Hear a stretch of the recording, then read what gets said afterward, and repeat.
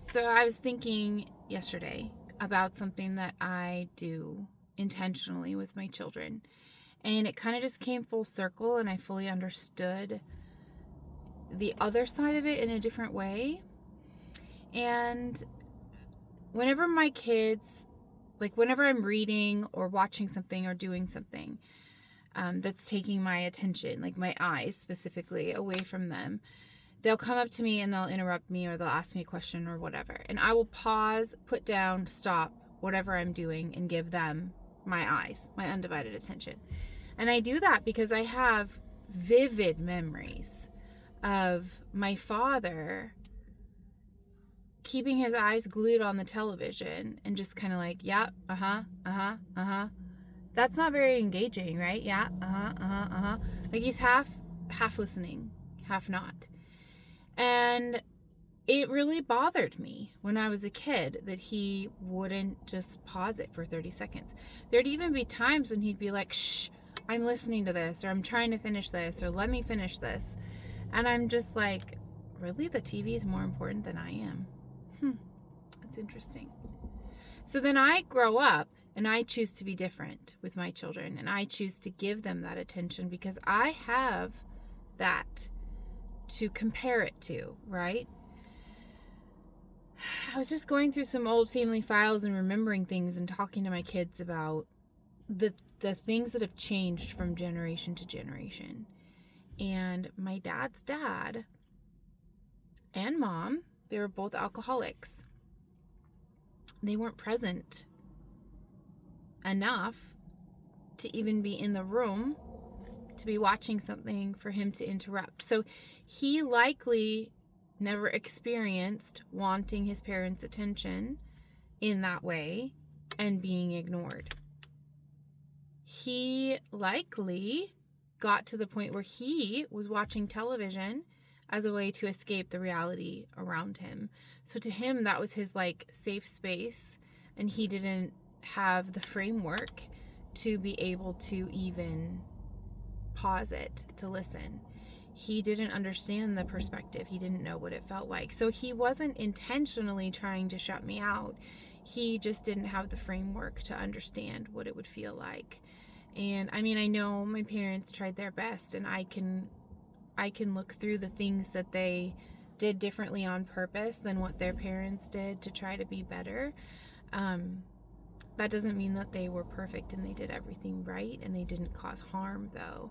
And for me, it was really healing to realize that he wasn't intentionally ignoring me. He wasn't intentionally shutting me out. He just didn't have the framework to understand what his inability to pause whatever he was doing or give me that direct attention, he didn't know what it was doing to me because he never had a parent present enough to interrupt. And that just broke me on a different level than I have ever understood my father before.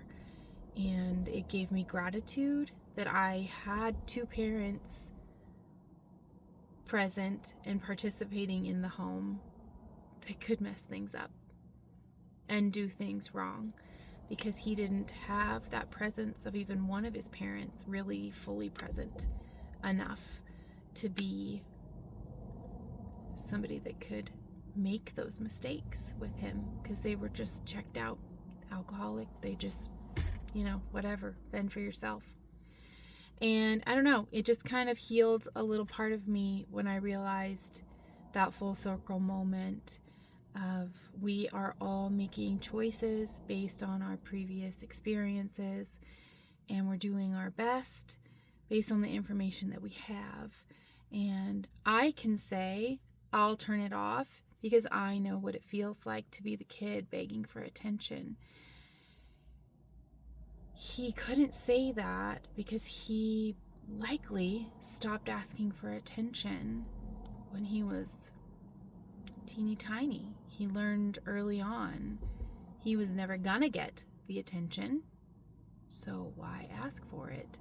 So it was probably so foreign for him to have us come into the world asking for things that he never got. And in a lot of ways, I can see where he intentionally changed that narrative, but it explains why he couldn't change it in every area, for sure.